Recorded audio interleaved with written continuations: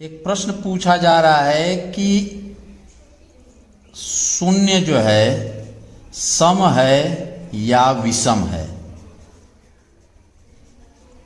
ये तर्क का विषय है।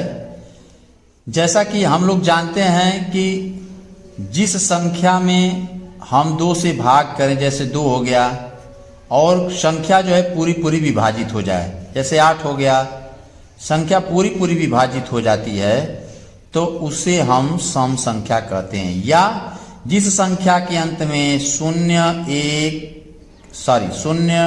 2, 4, 6 और 8 आता है, ये संख्याएं सम संख्याएं होती हैं। इसी प्रकार यदि हम शून्य में भाग दें 2 से, तो हम देखते हैं कि ये जो आंसर जो हमारा आता है शून्य आता है, अर्थात कि कोई ना कोई एक रिजल्ट आता है, उत्तर आता है। ये अगर अपरिभाषित होता, कोई उत्तर नहीं आता सही, तो हम कहते कि ये सही नहीं है। लेकिन अगर शून्य में हम 2 से भाग दे रहे हैं और आंसर हमारा शून्य आ गया, भाग पूरा पूरा चला जा रहा है, अतः तर्क के आधार पर हम लोग शून्य को सम संख्या कह सकते हैं।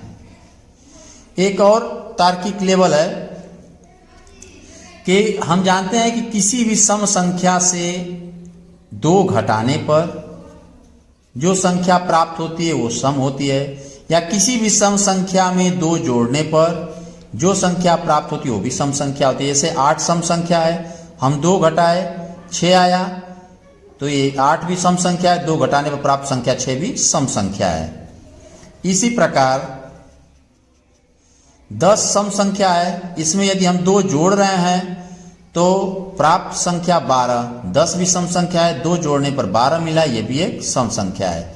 अर्थात किसी सम संख्या से 2 घटाने पर या 2 जोड़ने पर प्राप्त हुई संख्या भी क्या होती है, सम संख्या होती है। इसी तरह यदि 2 सम संख्या है, इसमें 2 जोड़ेंगे तो 4 आएगा, ये भी सम संख्या है।